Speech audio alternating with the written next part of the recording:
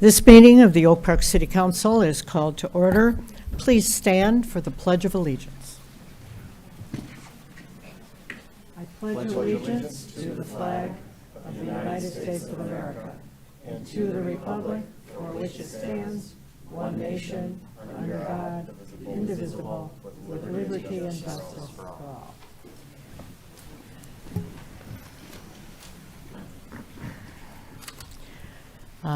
City Clerk Norris, would you call the roll?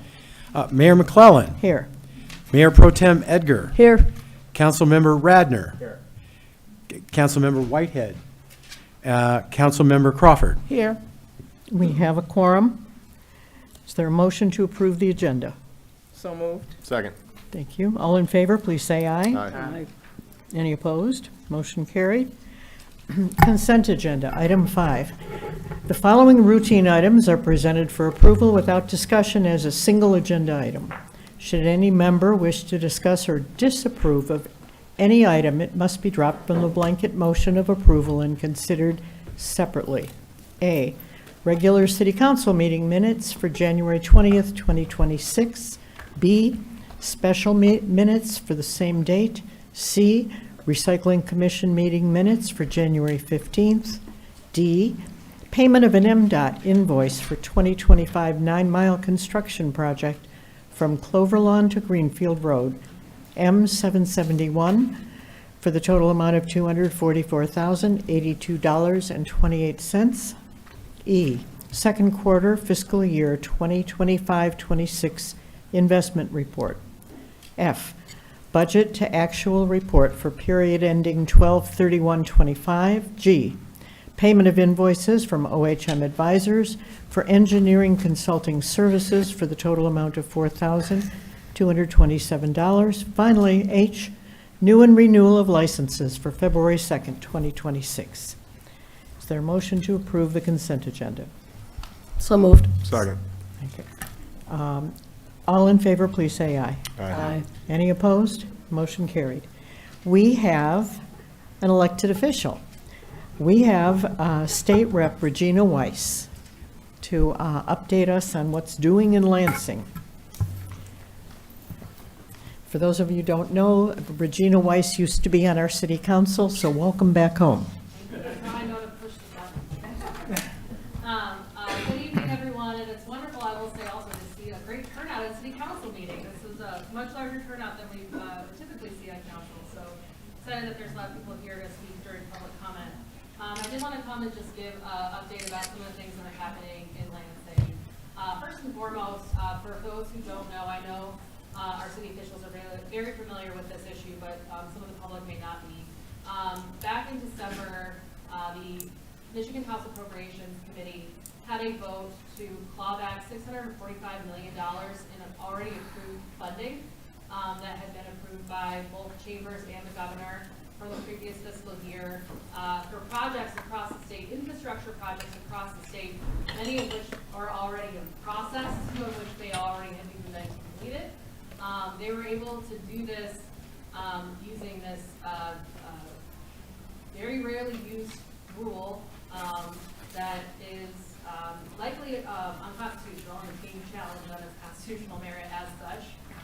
But it was only voted through one chamber's appropriations committee, so it never even came to the floor for a vote. Just as simply, the House Appropriations Committee voted to claw back this funding. And there are several projects across the state that are potentially impacted by that, including some money for projects here in CityOfOakPark.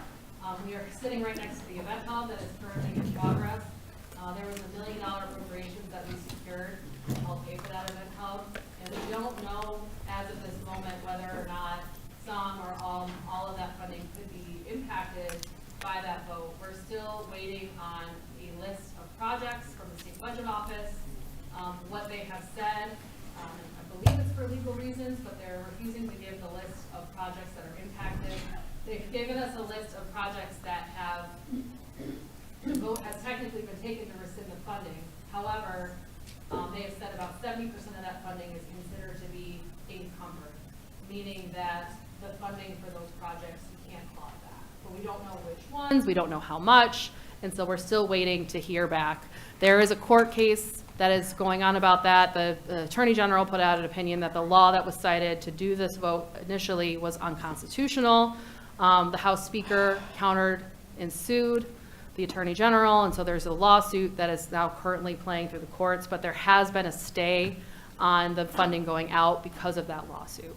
And so we don't know what the outcome of that will be, but I will say that myself and my colleagues on the House Democratic side and many of our colleagues, even some of our Republican colleagues on the Senate side, have spoken out against this action that was taken by the House Appropriations Committee and Republicans on the House Appropriations Committee, that they were able to, that they did this, took this vote to claw back this funding that was already guaranteed.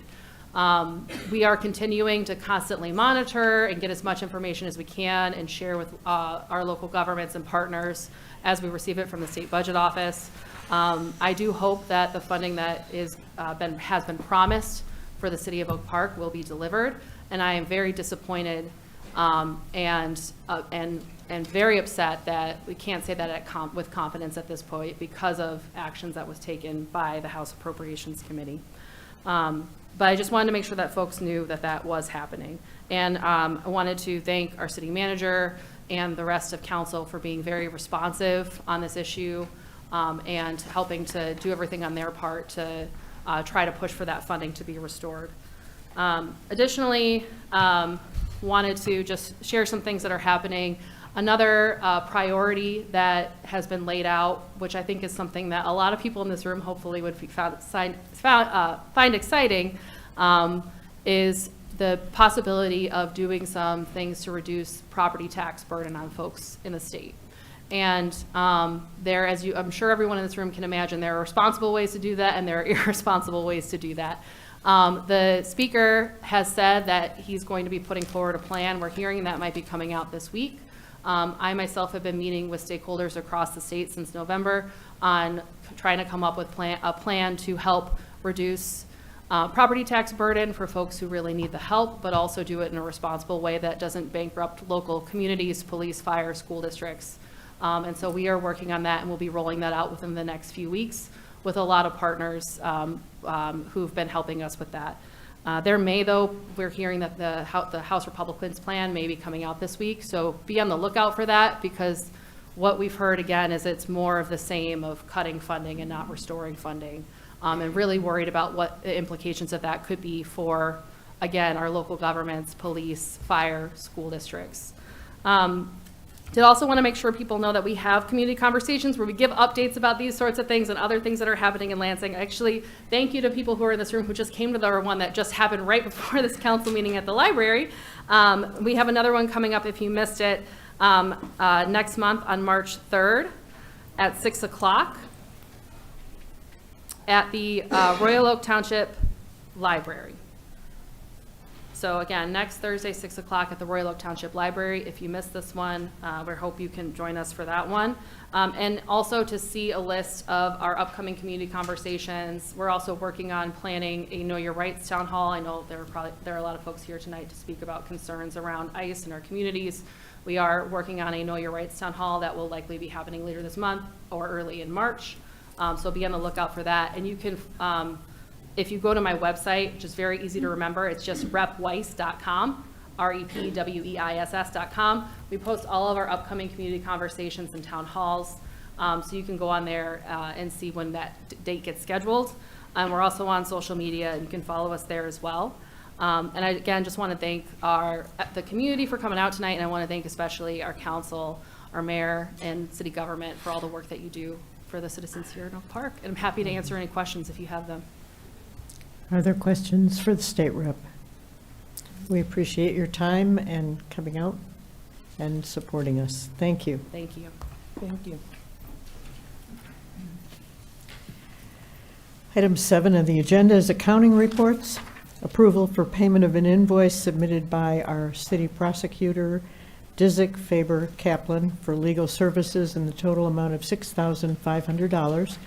Is there a motion to approve payment? So moved. Second. Thank you. Discussion? Roll call, please. Councilmember Crawford, Yes. Mayor Pro Tem Edgar. Yes. Mayor McClellan. Yes. Councilmember Radner. Yes. Motion carried, thank you. Item 8, bid. This is a request to award the 2026 janitorial contract to PIC Maintenance Incorporated of Southfield, Michigan, in the amount of $128,801.72. Is there a motion to award the contract? So moved. Second. Second, thank you. We would love to know who was doing it before and why aren't we hiring them again, or? Yeah, good evening, Mayor, City Council, City Manager Tungate. To answer your question, Mayor, PIC Maintenance, who was awarded the contract, who was temporarily kind of filling in for us momentarily. So kind of just a little backstory of the janitorial.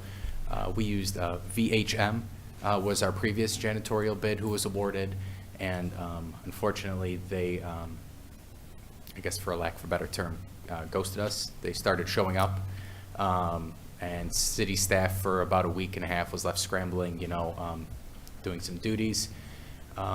Working alongside the Department of Public Works Department, we reached out to a few local vendors to temporary bridge our janitorial services until we could post this bid. So PIC Maintenance was the lowest temporary bidder, and then we went through a full proper process, posted on BidNet Direct, where 30 vendors attended the walkthrough, and we got 13 bids. And through that process, they ended up being the low bidder. So this is going to be a one-year contract with the option to 2 one-year extensions if mutually agreed upon and service is up to par. So. And they were showing up during this period? This new company, PIC Maintenance, yes, we've been, there have been some hiccups along the way with any, vendor coming on, but we've worked through them, and we're happy with their work and believe they will do a good job. Any questions? How long Yes. have they been temporary? I believe it's been about 2 to 3 months, I would say. I believe. Thank you. All right, thank you so much. Roll call, please. Mayor Pro Tem Edgar. Yes. Mayor McClellan. Yes. Councilmember Radner. Yes. Councilmember Crawford. Yes. Item 8B, request to award the cable cast VIO playback and bulletin board system upgrade bid to Media Storage Group Incorporated of Burbank, California, in the amount of $34,209.50. Is there a motion? So moved. Second. Thank you. And our communications director is going to explain what this is and why we picked Burbank, California. Sure. I'm up here with Deputy City Manager Adam Ozarzak, who helped in the bidding process. This is actually John Stilson. His company, although the bid, I think the main company came through Burbank, he is local. He actually fixes a lot of our equipment regularly, and came in last year around this time when all of our equipment was kind of going offline and we were having trouble with streaming month after month. So he actually is very familiar with the city and works locally within the state, and was just in, fairly recently. So, anything else you'd like to add? Yeah, there is one more thing I would just like to add for point of clarification. So BidNet Direct is the system that the city uses to post all of our bids, and that does have a national reach to ensure that we're getting the most competitive price and bang for our buck with tax dollars. So as Brittany mentioned, while the main company is out of Burbank, California, it is a local vendor of this company that we are working with. So again, I just wanted to clarify that's how we got someone from California to essentially bid on our project. Are there questions? Nope. If you need a volunteer to go check this company out in person, I'm happy to go, especially today or tomorrow. Your kindness is noted. Team player. We are ready for a roll call. Mayor McClellan? Yes. Councilmember Radner? Yes. Councilmember Crawford? Yes. Mayor Pro Tem Edgar? Yes. Motion carried unanimously. We're now in the city manager portion. There will be an announcement that I think everybody is here to listen to. And then at the end, we will have call to the audience, and everyone who wants to speak will get an opportunity. I'm an old-time teacher, and if you want to talk, we want to listen. That's a new wave of teaching. That's not the old way. Very true. Okay, council members, members of the public, I am going to pass down a statement that we are going to release immediately following tonight's meeting. I've asked Director Cooper to join me at the podium for tonight. This is with respect to a lot of the concerns that a lot of you here have. So let me read this statement. The City of Oak Park works within the boundaries of applicable federal and state law. At the same time, the city's primary responsibility is to provide local services that promote public safety, trust, and community well-being. City departments do not enforce federal civil immigration law unless required by law or pursuant to a judicial warrant. As our local resources are focused on municipal priorities, I wanted to clarify the following as it relates specifically to our public safety department. We police legally, ethically, and morally. In response to false statements circulating on social media, the City of Oak Park and our public safety department want to assure the community that ICE has never contacted our department for any type of assistance, nor have we provided it. Also, we have not and have no intentions of signing a separate 287G agreement with ICE. And for those of you that don't know, the 287G program allows your local law enforcement agency to enforce certain aspects of U.S. immigration law. We have not and will not participate in door-to-door style roundups with ICE to enforce federal immigration laws. Residents who have questions after my statement and after tonight are encouraged to contact public safety through our director or his staff anytime they feel our assistance is needed. I also want every resident to know the city has also developed a comprehensive administrative policy working with our city legal team for how our other city staff interact with federal law enforcement. Some of the main points of our administrative policy include: we maintain good security practices by monitoring entrances and requiring anyone entering the building to identify themselves. We make sure standard security measures, including security cameras, are functioning and recording so that any enforcement activity is recorded.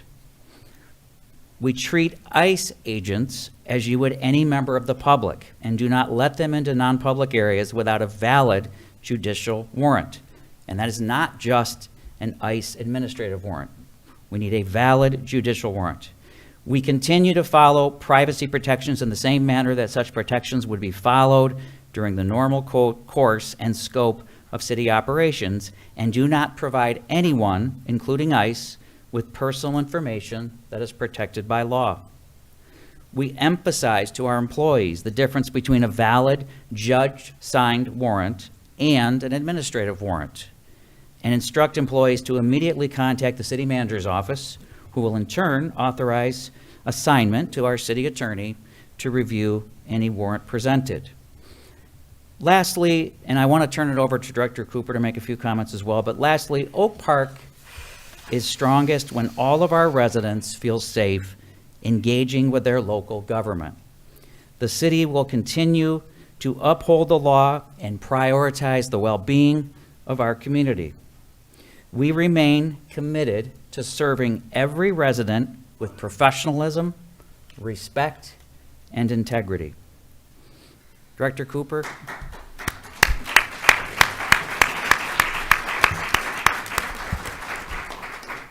Thank you, City Manager Tungate. First, I'd like to take this opportunity to affirm what has been shared here today. Second, I want to express the department's sincere appreciation for the continued support and trust of the city administration, this council, and ultimately our residents. As a member of this department for the past 36 years and the Director of Public Safety for the past 14 of those years, I take great personal pride in and can personally attest to our long-standing history of meaningful community engagement, strong personal relationships, and mutual respect with the people we serve. During challenging times like these, the foundational culture of trust and respect matters most.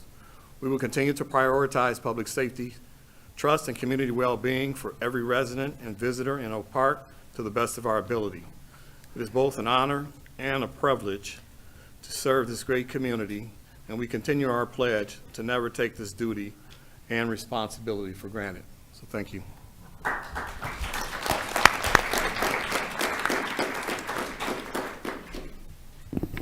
Okay, I think we are on to a little bit lighter topic here. 9A1, council members, is our 2026-27 budget calendar.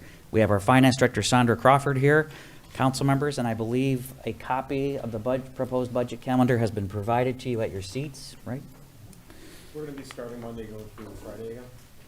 So we did try to mimic the budget schedule that we did last year, so I believe it culminates in the final budget being approved on May 18th, which is required by charter. We did want to, I think, Sandra, maybe you want to chime in on this, but we did want to look for the one day where we would have council spend with department heads. Yes. Like we did last year. Yes, You that want- is correct. We chose, or we looked at, the reason it was highlighted in red was May 1st, because that was what we did last year on a Friday. But you can pick either day if that's not a good day. But that was what we were striving for, May 1st. Would be the day that we all get together. Yes. We wanted to leave that week open for you to pick a day, but if we chose, I think the first is it a Friday? Yes, May it 1st is. a The Friday. first is So the Friday. if it were that Friday like we did last year, it would be May 1st. The only day that week I'm currently unavailable is Monday, so any other day I'm fine, and hopefully we can find a day. So, Director Crawford, are you looking for them to make a decision on that particular Yes. day tonight? Okay, Yes. so council members, if at all possible, with respect to that particular day, we would like you to make a decision if you could. Please check your calendars. Can I just a quick thought. I think what might make sense for us to confer with Sean about this before we pick a date, because it could be, we can make multiple days work, and it could be there's one that won't work for him. And then we could just put it on the next, agenda, if that's okay. Yes. So can you at least adopt it and leave that? Yeah, other than that, yeah. Put it in there, yeah. Thank Is there a motion yet? I'll make the motion to adopt this with the exception that the city council budget review session will be on one day between 4/27 and 5/1 on a date to be determined at a future meeting. Yes. Is that complicated enough? All right. We may not get a second. We'll see. Is there a second? Second. Yeah. Okay. Do we need a roll call? No. All those in favor, please say aye. Aye. Aye. Any opposed? Motion carries unanimously. We will Thank you. get more details on the exact date. Okay, 9B1, Director Kimberly Maroney is here. This, council members, this is our DIA Partners in Public Art Program.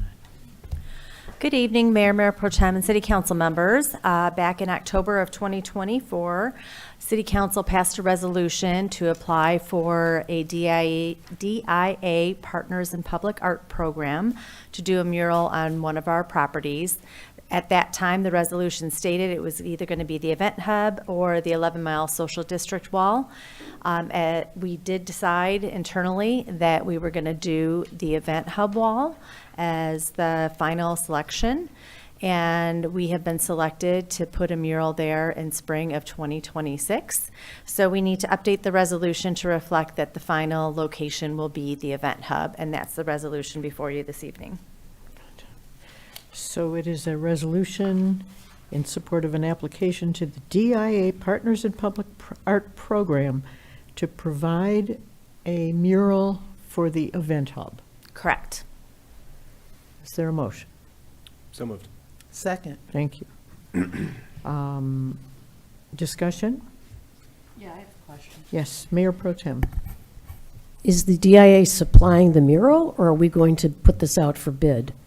They are supplying the artist that will do the mural. Survey was released today on social media that will be open for 2 weeks, or you can come into our offices and fill out a paper application. They're looking for input from all the residents of Oak Park on what they would like to see on the mural.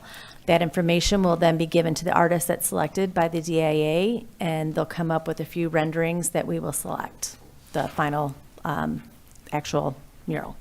So will it cost the city anything? There is zero cost to the city. So the DIA, do you know how much they're going to spend? I don't know what their budget is. Okay, thank you. Anyone else? For the people here, we'd love your input on what would you like us to direct the artists to focus on in this mural next door on the new building. The history of Oak Park, the people, the activities, any idea that you have would be welcome. We'd love your input. We will pass it on to the artists. This is exciting. And it's free. All right. Do we need a? So we have a motion, do we? We have a motion and a second. Any other discussion? All those in favor, please say aye. Aye. Any opposed? Motion carries. Thank you. Okay, and we have Director Maroney for 9B2 as well. Yes, thank you. This is a request to approve the final payment application number 4 and change order number 2 for the 9 Mile Connector Park, M746 to DMC Consultants of Detroit, Michigan, for the amounts of $23,338.97 and negative $48,847.25 respectively. So this will balance out the project that is now 100% complete. Okay, first, is there a motion to approve the final payment application? So moved. Is there a second? Second. Thank you. Question, what is left to be done for $23,000 on the park? So when they did their final plantings, we hold money aside for retainage, which is the change order, and then also for the $23,000, it was for their watering services throughout the past year. And the maintenance. And maintenance. And so that's a yearly expense? No, it's just the first year of the project plantings. And then the DPW will take over? Correct. Any further questions? Roll call, please. Councilmember Crawford, Yes. Mayor Pro Tem Edgar, Yes. Mayor McClellan, Yes, Councilmember Radner. Yes. motion carries. Okay, council members, we have 9C1. Director Sandra Crawford, please. Good evening, Mayor, Mayor Pro Tem Edgar, council members, City Manager Tungate. Before you are the second quarter budget amendments for the general fund, and it's summarized as below. The proposed amendments have no net impact on fund balance. The proposed budget amendments have no net impact on fund balance and includes the following notable items.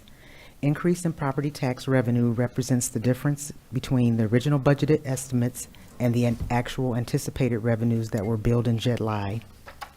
Decrease in state shared revenues due to the state of Michigan's fiscal year 26 budget shifted revenues from local government's general fund to major and local street funds due to the removal of sales tax on gas sales.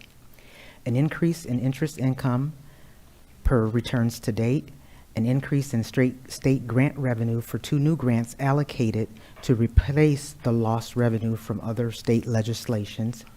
The proposed amendments move all expenditures out of the non-departmental account that is not related to health care and to a new department to comply with the state of Michigan's reporting requirements. An increase in the general retiree and public safety health care costs based on cost to date and projections through year end.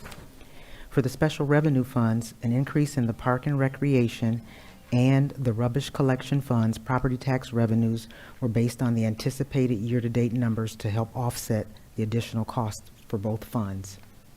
For the water and sewer fund, an increase in interest income based on prior year's actual projections through what we project for year end. For the internal service fund, which is the motor pool, increase in capital outlay expenditures due to the rollover of equipment vehicle purchases from fiscal year 24 and 25 that will be made in this fiscal year 2026. And for the Brownfield Fund, there was increase in state grants to cover professional services for the Brownfield Fund. The proposed budget amendments have an impact on the general fund balance while keeping the estimated fund balance at approximately 17.5% of annual expenditures.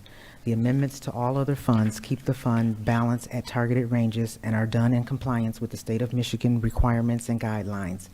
The request or the recommended action is approval of the resolution to authorize budget amendments 2026, number 2.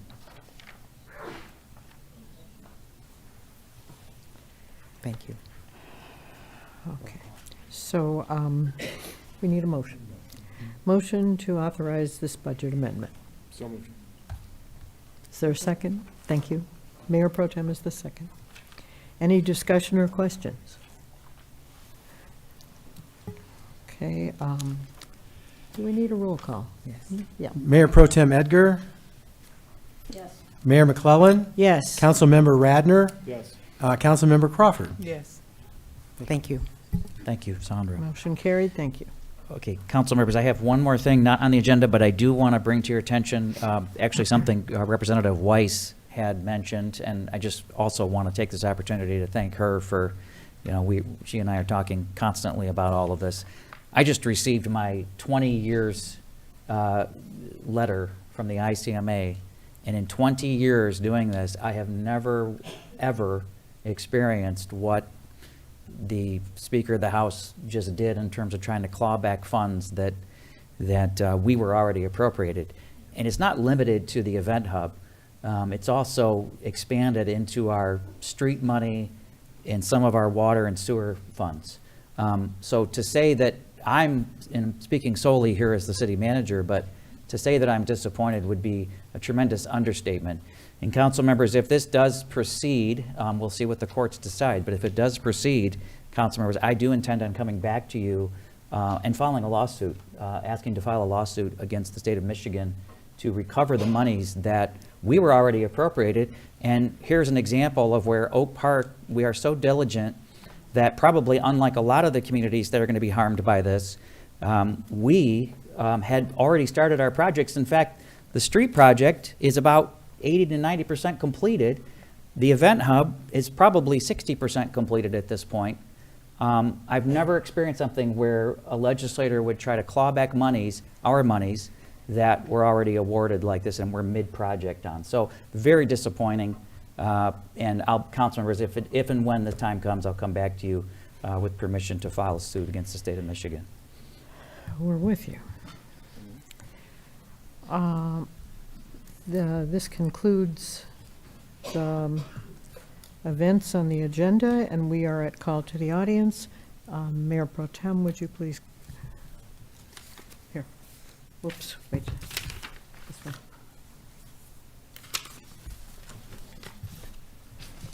Okay, this is the call to the audience section. This is an opportunity for anyone to come up and speak. Each of the speaker's remarks are a matter of public record. The speaker alone is responsible for his or her comments, and the City of Oak Park does not, by permitting such remarks, support, endorse, or accept the content thereof as being true or accurate. Any person, while being heard at a city council meeting, may be called to order by the chair or any council member for failure to be germane to the business of the city, vulgarity, or personal attacks on persons or institutions. Again, there's a 3-minute time limit per speaker. Have you got your timer going? Yeah. Yep. Okay. First, I'd like to welcome you and kudos for being part of the democratic process where you come and speak to your city government. I support you 100%. If we have cards, Yes, okay. City clerk will start with calling the cards that are already turned in. Madam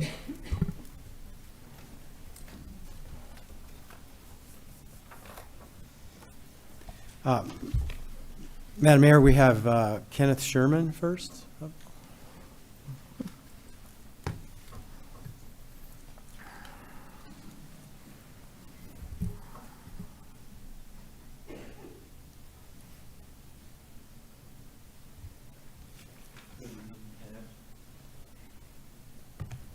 Good evening, Kenneth Sherman, 23840 Jerome Street, Oak Park. Good evening. 2 points. One, I was going to talk about out-of-state bid awarding to bidders from out of state. I was going to bring up the California bid that was awarded, but the reason you did that was clarified, so I won't bring that up. But I missed the last city council meeting because I was attending a library board meeting, but I wanted just to bring this up. One of the consent agenda items that was approved on the January 20th city council meeting was, hold on one second. It was a request to approve an invoice to Davie Resource Group of Kent, Ohio for a tree survey project. And I don't understand why the city had to go to a company in Ohio to approve that type of service as opposed to finding a company in the state of Michigan. So maybe I can understand if it was a specialized project that you needed a special part for one of the fire engines in the city, but to go to Ohio for a tree survey, to me, makes no sense when you could have justly awarded that project. On that one, talk to Dave DeCoster. Well, I think before you go. the residents have a right to Yeah. get We'll get that in. feedback We'll get that in instead there. of just individually. Yep. And then secondly, I had brought this up previously, and the only person on the council that made any kind of comment, who's not here today, was Council Member Whitehead. I had brought up about awarding bids to the lowest bidder. And to me, just because you're the lowest bidder for something you bid on doesn't mean it's the most quality bidder who's being awarded that bid. So I really would like some kind of explanation, whether it's at this meeting or at another meeting, about the bid awarding process and why awarding a bid to the lowest bidder is always the way 99% of the time that the city goes. Thank you. Have a good evening. Dave DeCoster, can you come up for a bit and just talk about the Davie Tree Survey project and why we try and save our taxpayers money by going to the lowest bidder unless the lowest bidder is not acceptable? Is that? Sure. Good evening, Mayor, City Council, City Manager. So to your point, we do look at the lowest qualified bidder. We don't always look at just a low bid price. To Mr. Sherman's point, they may not always be the most qualified and best to perform the work. In this particular case, this is a 100% grant reimbursable project. We did have one local company that also put in a bid, and I believe it was about 4 times as high. So Davie Tree specializes in this type of work. They're a nationwide outfit that does a lot of this. They've done a lot of our neighboring communities. They know all the grants that I know of communities around us have used Davie. They're professionals. They do this work all over the place, and we have been very happy with their work. I appreciate you. Thank you. Next, Annie Bracey. Annie Bracey? Yeah, I forgot. Thank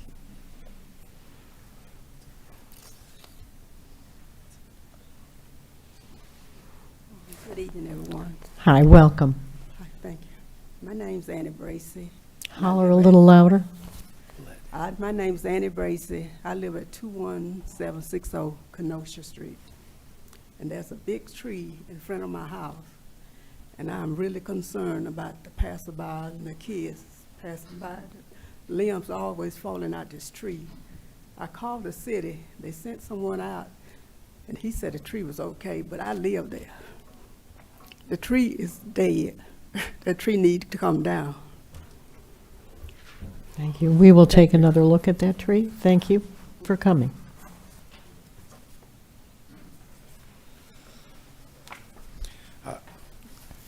Silva Haywood, please.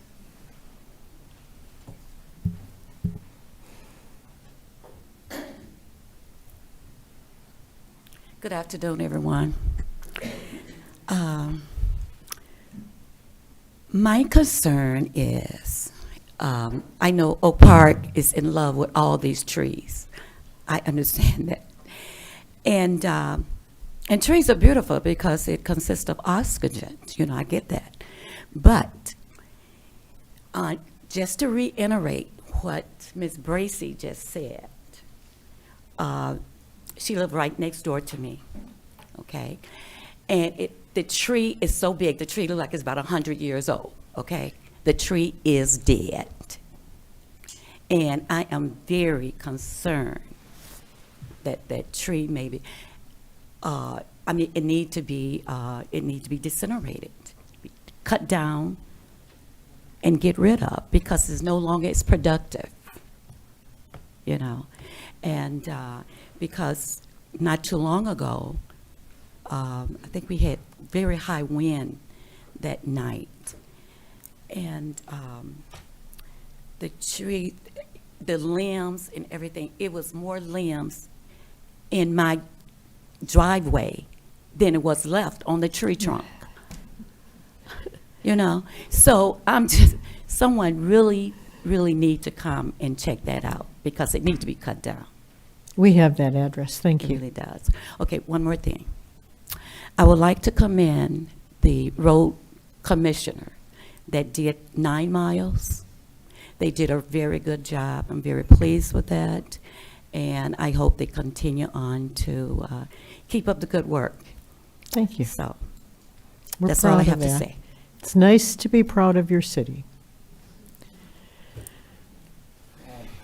Next, Charles Wotis, is that right? I don't know if I said that, sorry.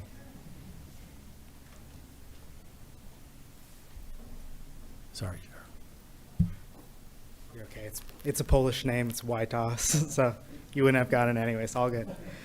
Well, my comment was really clearly addressed today, so I commend the council on putting together that statement. I just think that actually following the law and, you know, not just the opinions of what they want to be, is going to protect our community a lot. So I really do commend the council for that statement. Since I'm here, I might as well also say I live at 13930 Pearson, and that 9 Mile and Coolidge redevelopment project looks fantastic. I'm very excited about that, and since that's right in my backyard, I thought I'd let you know too. Thank you. Carly Silverman.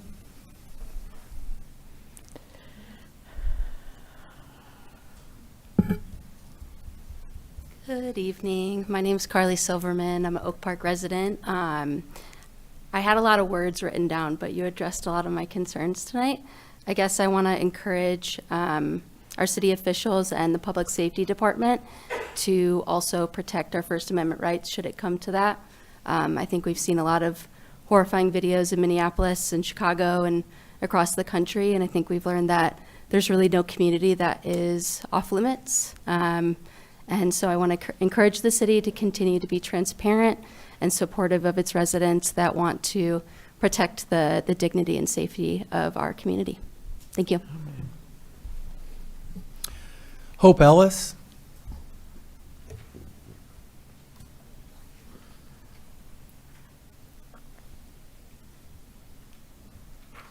I'm Hope Ellis. I live at 14115 Victoria Street.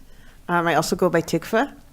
And I have been living in Oak Park since 2019, and I've liked it and been proud to live here. I'm a big user of the library, and I'm always happy. But I didn't know I could be this proud of Oak Park as I am now when I heard the resolution to protect us all from, unfortunately, the federal government. Thank you. Welcome to Oak Park, by the way. Paula Samal.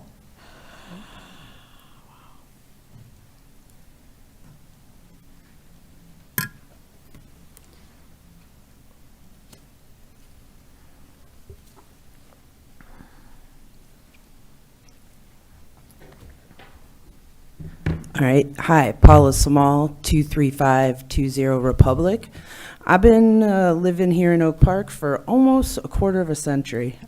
It's okay to be, concerned that I'm saying I lived here this long. Like, I'm too young. I get it. But and I have really enjoyed the diversity within this town, because not only do we have diversity, but we celebrate it. And I've also appreciated the good governance. I'm a government teacher, and the city government here knows about serving community in a way that maybe our federal government needs to work on. And I'm pleased with your statement, but I want to also encourage you and encourage the city government to continue these sound policies that represent the values of our city. I myself am a child of immigrants, and frankly, the activities of ICE are terrifying. And we came to this country because there were communists and Nazis first, but that locked up a huge portion of my family. And so to see something like that happening in this country is disturbing. So thank you, Oak Park. And as far as the mural, diversity and sunflowers. All right. I like that. Glenda Steinbach?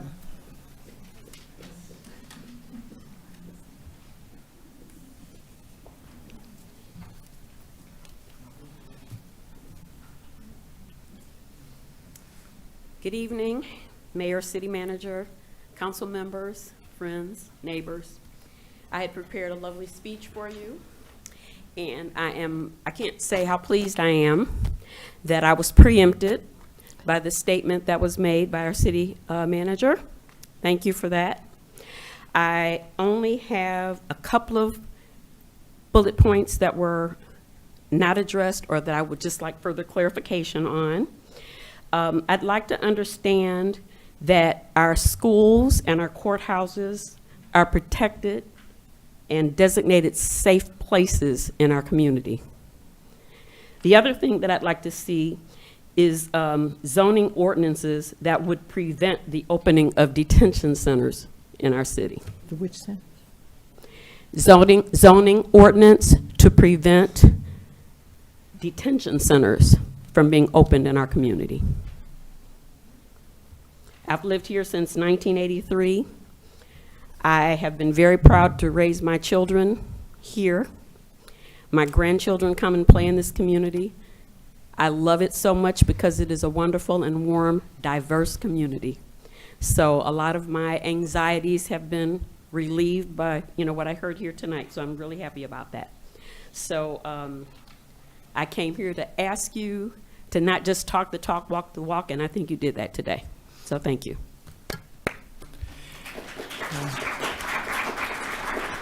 Erilyn McCulloch?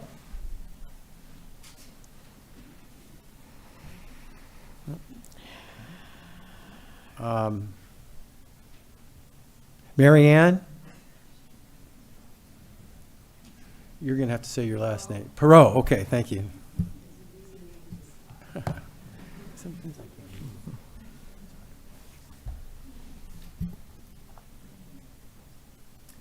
Mary Ann Perot. I live at 22031 Park Lawn Street. And the main reason I was here tonight was I assumed that whatever the city was doing would be in line with what the community would expect in terms of ICE and our public safety department. My concern was that it was not public until now. Like the public, I saw a post on one of the Oak Park things, and someone was saying, do people know where our public safety department stands with ICE? Every comment under that said, I think they work with them. I think they're, and so, yeah, I'm not kidding. The post got taken down right as I put, there's no 287G, but everybody assumed the worst. The worst. And that's why it needs to be made public, which, I'm just curious. I don't know how you make that statement public, but people need to know in the city that this is the policy, and I really commend you on making the statement. The other thing that I have concerns about is what will go into actually informing our police officers in the community. Like, will they be prepared should a situation come up and they're confronted with something that involves ICE? I know you have a policy, you're all aware of it. Do the rank and file know what to do in situations? Is there any sort of training or education for them? So those would be my concerns. Thank you. Peter Werby?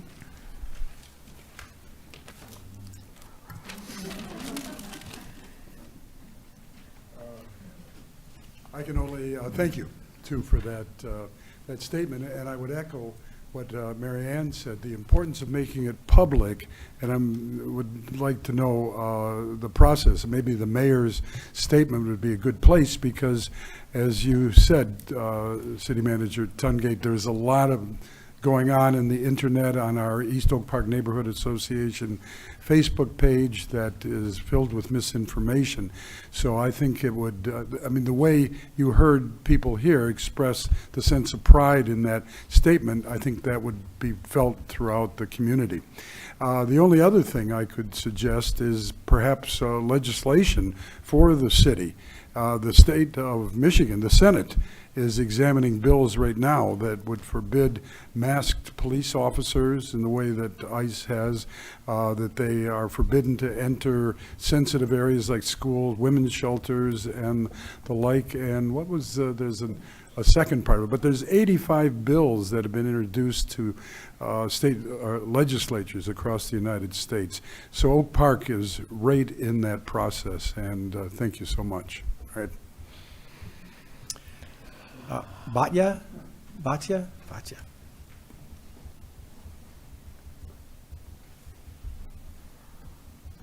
I'm Batya Schreiber. I live at 15241 Burton.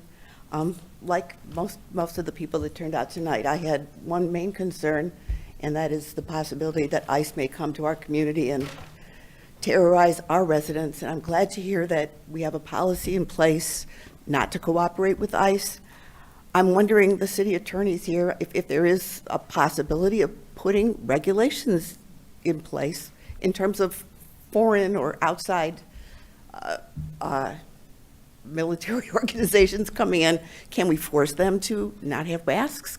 Can we require that they wear uniforms so we can identify who they are?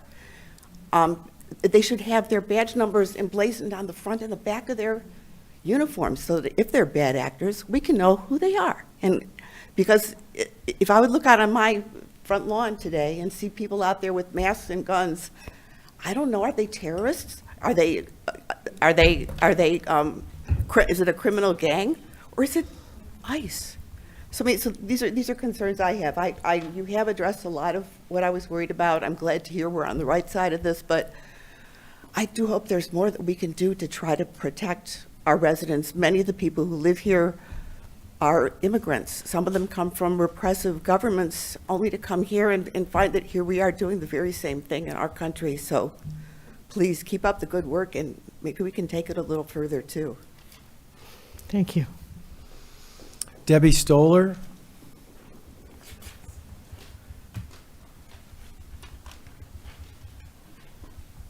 It's nice to see the sunflower here. Debbie Stoller.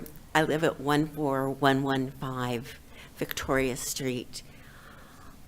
I really love living in Oak Park. The library and all of the different activities that happen there, the way that it looks, the way people are allowed to have company and park on the street. There's many things I appreciate about Oak Park. And hearing Mr. Tungate speak about what Oak Park's plan is to defend and protect our residents made me very proud. I came here nervous, and I am so happy and not totally shocked to be reassured. Thank you very much. Bravo. Paul Levine.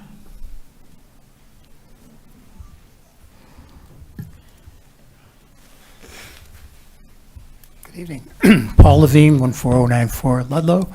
I want to thank City Manager Tungate and Director Cooper for publicly making a statement of policy for the city, and also thank our team here who already has us on Facebook for concerned citizens who could not be here tonight. With that, I concede my time. Thank you. Thank you. Kathy Kozira? Is that right?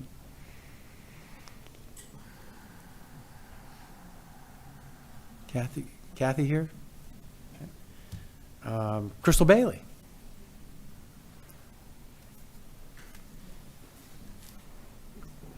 Good evening,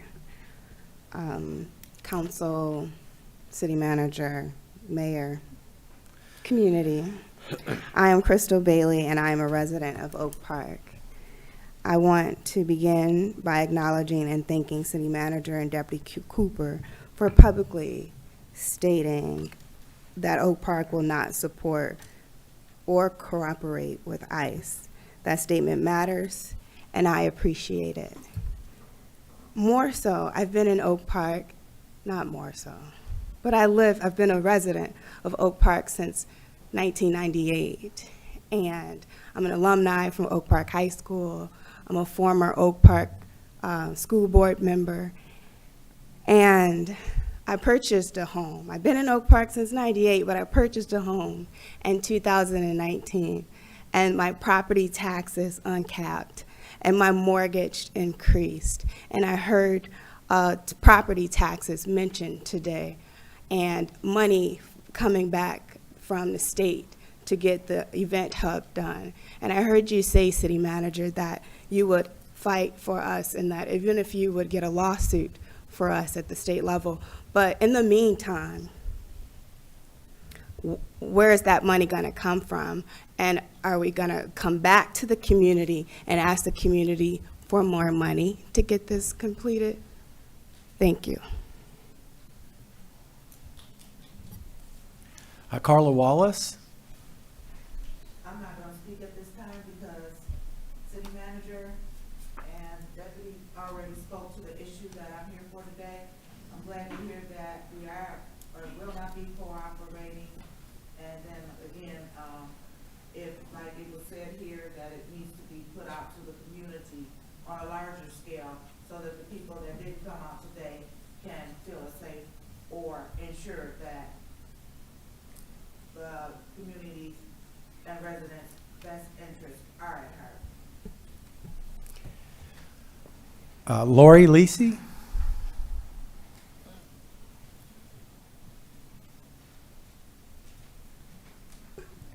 Hi, I am visiting from Huntington Woods, and I'm really pleased to hear about the policy you guys came up with and articulated tonight. And I'm visiting because what happens here and what happens in Huntington Woods and what happens in Pleasant Ridge are really important, especially in terms of the Department of Homeland Security and ICE and CBP. As many of you are aware, there was an incident in Berkeley of a stop that was made by Huntington Woods Police, and it ended up impacting Oak Park. Pleasant Ridge Public Safety was called, Berkeley Public Safety was called. So if ICE or CBP were to show up in one community, it would affect us all. So that's why I felt the need to come here tonight. Kudos for the policy that you came up with.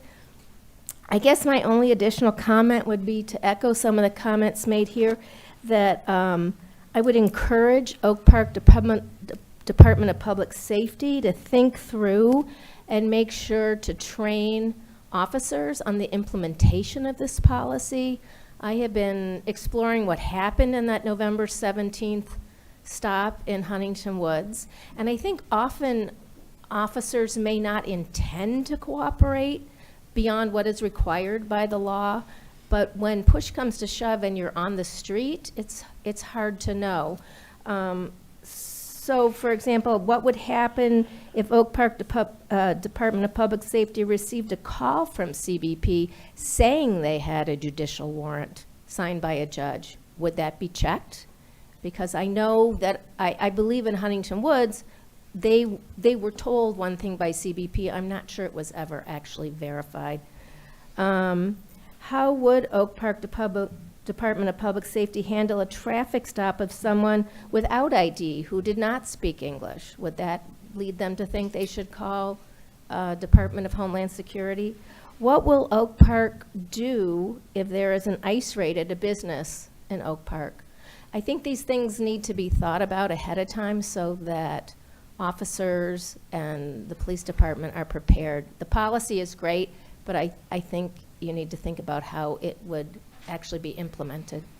And the last thing I wanted to say is that I really hope Huntington Woods will follow Oak Park's lead. Thank you very much. Mary Glenn?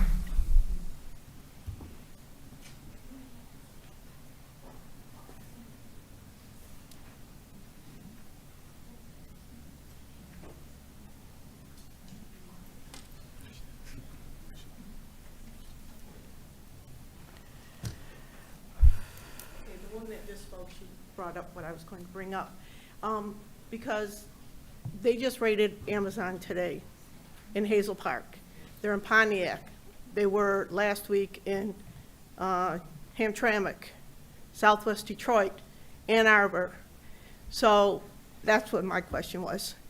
What is our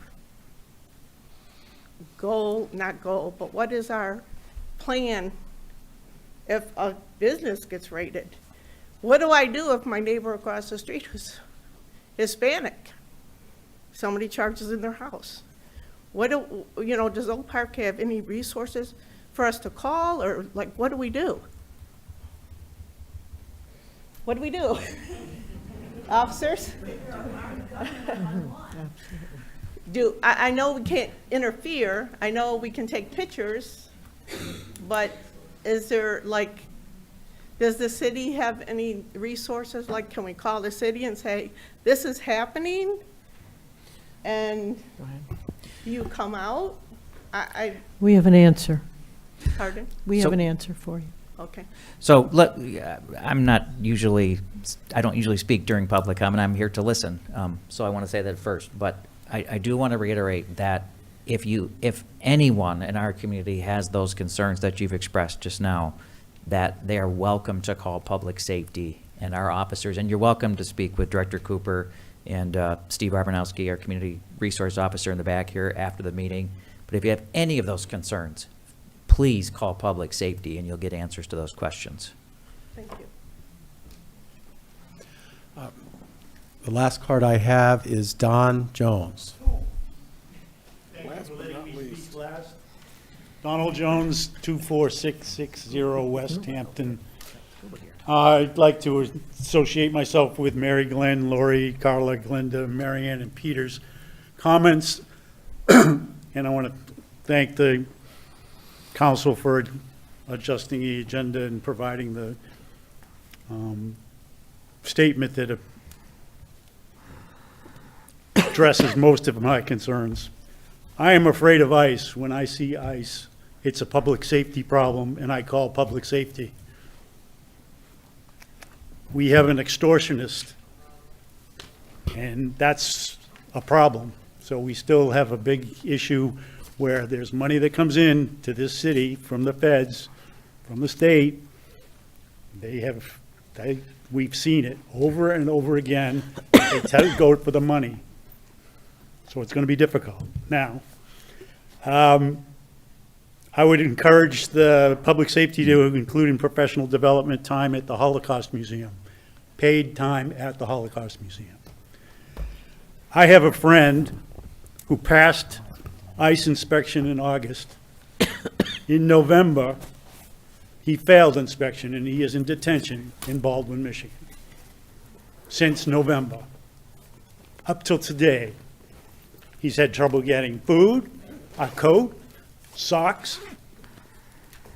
10 years in the country, no problems. Married to an American citizen. writ of habeas corpus in process. This is crazy.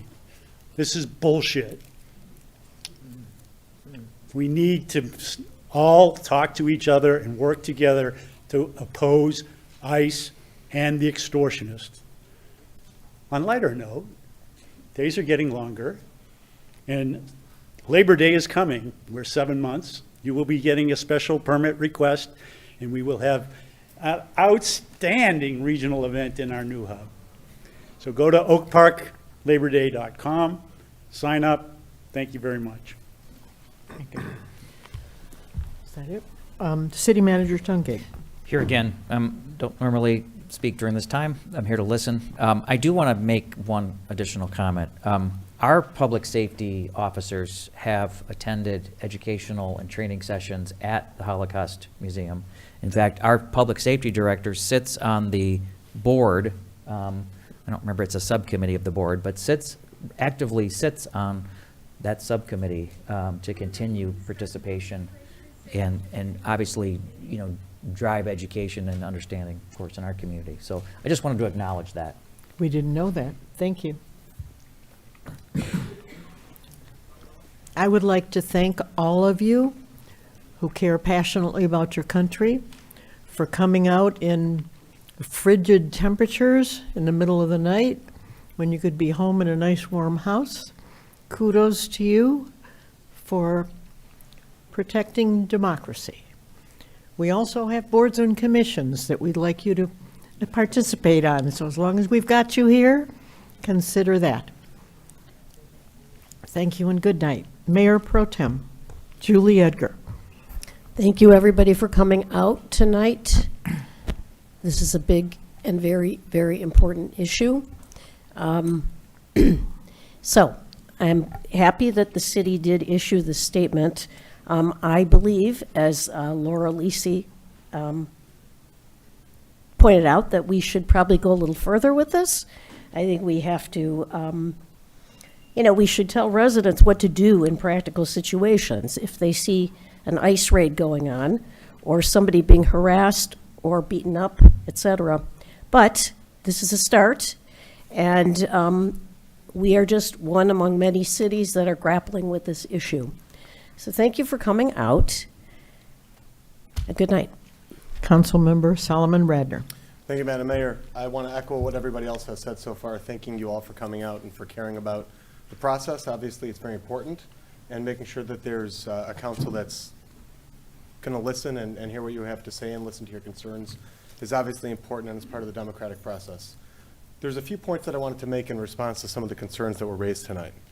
And some of this is based on my training as a city councilman, and some of it is based on my training as a civil rights lawyer. For those of you who don't know, I'm a civil rights lawyer. I have done that nationwide in more than 24 states. And there's a few things that, first and foremost, we're all susceptible to misinformation. As much as we want to think that we're not, we are. There are things that are being shared that sometimes they're true, sometimes they're not true. If you see something that somebody posts, and it's a friend of yours, and you look at it and it outrages you, as it should, and then you share it, and then somebody else shares it, and then it turns out that it was all based on something which is not true, then obviously a lot of people are going to get this misinformation. So, like, for example, there was some conversation about that tonight. Something was being shared. A lot of people got nervous and scared about it. Turns out it wasn't true.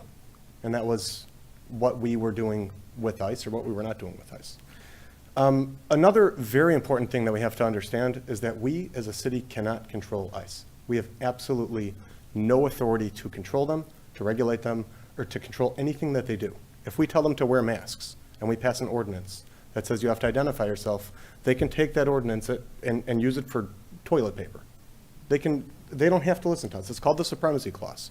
You can Google it later, find a website that's not full of misinformation, and you'll see that this is generally speaking the truth. Another thing that I just want to point out that City Manager read is the difference between an administrative warrant and a judicial warrant. These are very, very important differences.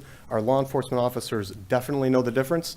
I see that we may have a judge or two in the back over here. They also know the difference. They also love speaking to residents afterwards, and I'm sure they can explain the difference to you as well, the difference between an administrative and a judicial warrant. Okay, very, very important. There were some other issues that came up that have been discussed, but I never talked this long, so I'm going to stop now. Thank you all for coming out, and feel free to come back another time. Absolutely. Councilmember Stephanie Crawford. I just want to say that I'm so glad that everyone came out. A lot of your concerns were addressed this evening. This was a very important council meeting because this is a very scary time that we're in, and we all had questions. So we'd like to again invite you to come anytime you have questions or concerns. That's what we're here for. We were elected to represent you, to answer those questions, and to make sure that your best interest as far as residents and visitors in the city is always addressed. So thank you for all coming out. You're always welcome. And with that, sign up for that mural, DIA. You can go online for that event hub. Just like one thing in this city, we love and value diversity of all our residents. And one thing I always said with Oak Park, we do that well as far as addressing diversity and representing all of our residents, every neighborhood and every voice. So continue to be involved in this process. We have commission vacancies. We would love to see a lot of you sign up. You all have some great input, and we would love to have that on some of our commissions. And I'd just like to say everyone to stay warm, and once again, good night, and be kind to one another. Thank you. Stay warm, be well. There being no further business to come before this council, this meeting stands adjourned. And here's a couple copies of the statement if anybody wants to see it. Yeah.